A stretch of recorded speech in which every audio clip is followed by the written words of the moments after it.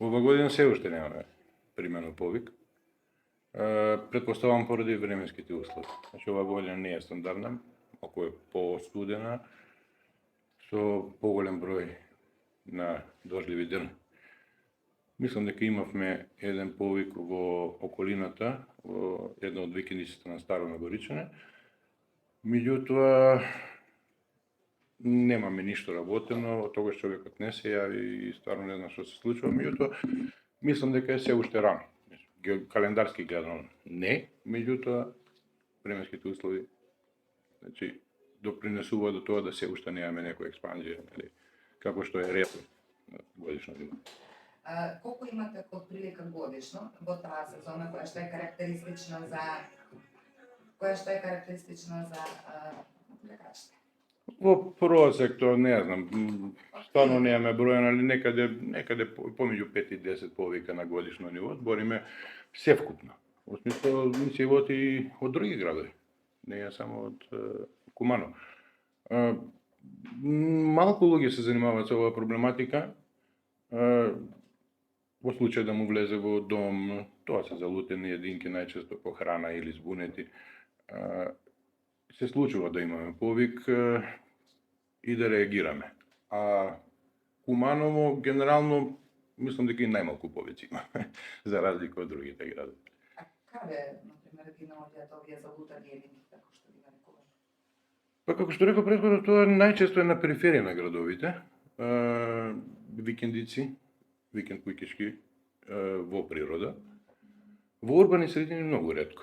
Имаме неколку ситуации, мислам дека лани зборев на таа тема, имавме во еден смок, планински смок во багажник од авто донесено на мајстор од Велес, например. Такви работи се случуваат. На периферија на градови залутано по храна единка влезе во куќа, се пикне во гипс картон, покрши зидови, такви работи, генерално. Дали овие влекачи се отровни? Не. Кај нас по литература имаме некаде околу 16 вида детерминирани во Македонија, од кои што само 3 се отровни, подскок, шарка и еден вид на смок. Мислам дека не треба населението да се плаши, тоа се отровниците живеат над 1000 метри. По една литература 1200 метри, 1500 метри па нагоре.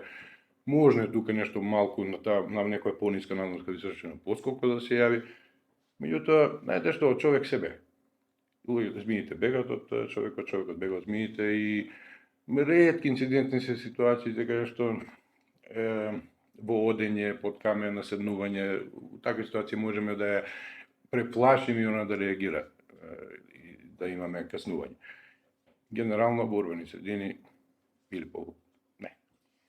Пред неколку години овде токму на Автомлиска имаше смокови беа прашања во подрумските простори на згради, на стамбени објекти, тие не се опасни? Не, смоковите не се опасни, тие немаат отровни жлези, колку ја што знам, професорите факултетот подобро го знаат тоа, меѓутоа од искуство мојот толку години знам дека смоковите не се отровни.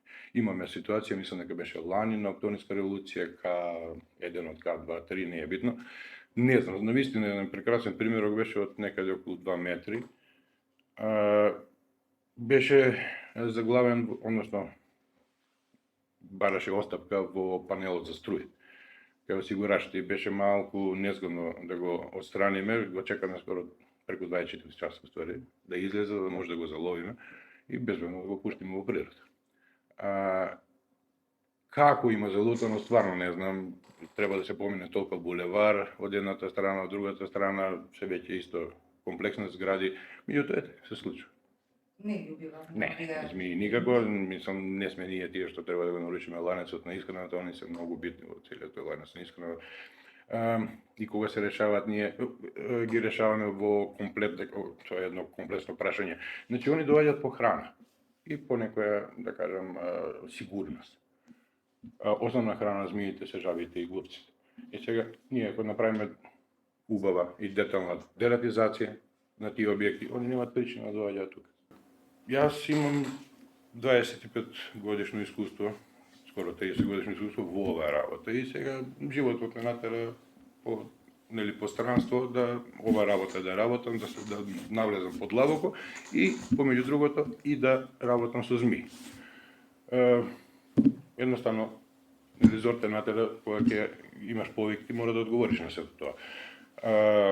Јас колку што знам има по некои народни легенди, некои не знам свиркачи, луѓе што зборат со нив, дава некои резултати, меѓутоа сето тоа е на ниво на некоја рекла казала или веќе како се вика.